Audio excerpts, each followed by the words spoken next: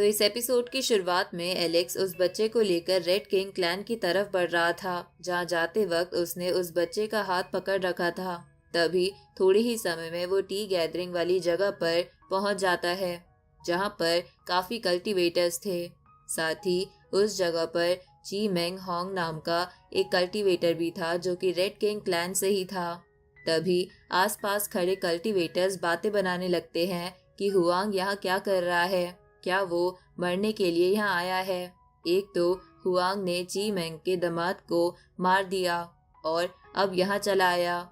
तभी उस ची मेंग का सर्वेंट एलेक्स से कहता है कि लॉर्ड ची मेंग के दामाद ने कुछ ही बच्चों को मारा था और तुमने उनके साथ ये करा। जल्दी से अपनी मौत एक्सेप्ट करके ची मेंग के कदमों में गिर जाओ और अपनी पनिशमेंट का इंतजार करो। इस पे एलेक्स उससे कहता है कि ह्यूमंस को जन्म ह्यूमन देता है और डीमन को डीमन, पर लगता है तुम कोई मिक्स ब्रीड हो जो ह्यूमन के बावजूद भी इन जैसों का साथ दे रहे हो।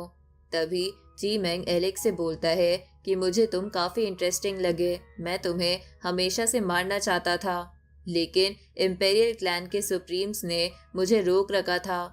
पर अब मुझे तुम्हें मारने का पक्का रीजन मिल चुका है, इसलिए इम्पेरियल क्लैन भी अब कुछ नहीं कर सकता।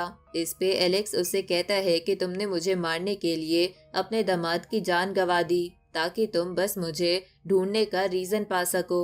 तुम तो काफी कमीने हो।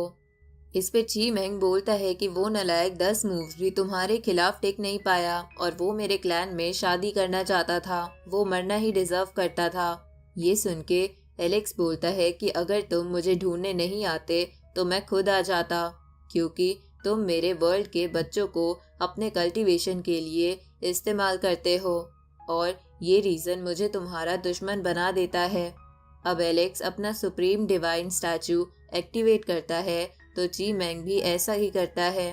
तभी मोडाओ की सिस्टर बोलती है कि ची मेंग अगर तुम्हें फाइट करनी है तो इस जगह से कहीं और चले जाओ, क्योंकि अगर तुमने एनलाइटमेंट ट्री को नुकसान पहुंचा दिया तो मुझे नहीं लगता कि रेड किंग एंसेस्टर तुम्हें बख्शेंगे। ये सुन के ची मेंग शांत हो जाता है तो एलेक्स भी अपने स्टैचू को हटा देता है। तभी ची मेंग एलेक्स से बोलता है कि तुम अपने आखिरी मोमेंट्स को एंजॉय कर लो। तभी एलेक्स वहां पर बैठकर कहता है कि तुम तो बस ये सोचो कि बाद में तुम जिंदा कैसे बचोगे। तभी वो एनलाइटमेंट ट्री का वक्त आ चुका था, जिसके बाद एक आवाज आती है कि सभी तैयार हो जाओ एनलाइटमेंट ट्री को इस्तेमाल करके अपने कल्टीवेशन को बढ़ाने के लिए। उसी वक्त एलेक्स उस ट्री को देखकर कहता है कि ये ट्री बिल्कुल इमोर्टल मेडिसिन जैसा दिखता है। इस पे मोदाओ की सिस्टर एलेक्स से कहती है कि लगता है तुमने पहले इमोर्टल मेडिसिन देख रखी है। साथ ही वो उस बच्चे को एक फ्रूट भी देती है जो एलेक्स के साथ था। तभी एलेक्स उससे बोलता है कि इमोर्टल मेडिसिन मैंने देखी तो है, पर उसमें और इसमें थोड़ा फर्क है। उसके अंदर काफी इमोर्टल सब्सटेंस होता है और वो रिफाइनिंग मेडिसिन के लिए परफेक्ट होती है, लेकिन ये ट्री कल्टीवेशन के लिए ज़्यादा यूजफुल है और इसकी मदद से लेवल्स को बढ़ाया जा सकता है। ये सुन के वो मदाओ की सिस्टर कहती है कि तो ये सच है कि बाहर तुम्हारे वर्ल्ड में इमोर्टल रूट्स एग्जिस्ट करती है। काश मैं तुम्हारे वर्ल्ड में पैदा होती, क्योंकि मैंने सुना है वो रूट्स इमोर्टल किंग्स और अनडाइंग किंग्स के मरने के बाद सामने आती है। साथ ही वो बताती है कि ये टी एनलाइटमेंट ट्री एक टाइम पर टॉप 3 एंसेस्ट्रल स्पिरिचुअल रूट हुआ करती थी और ये ट्री इसी वजह से सिर्फ कल्टीवेशन के काम आता है, क्योंकि पहले इसके 2 हिस्से थे और ये बस आधा हिस्सा है। ये सुन के एलेक्स बोलता है कि अगर ये कंप्लीट होता तो कईयों की निगाहें इस पे आ जाती।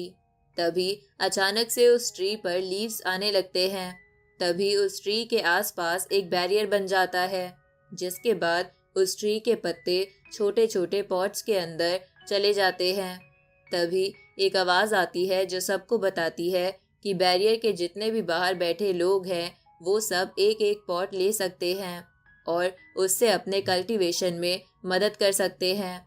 लेकिन अगर इससे तुम्हारे कल्टीवेशन में फायदा नहीं होता तो तुम अगले राउंड में पॉट नहीं ले पाओगे।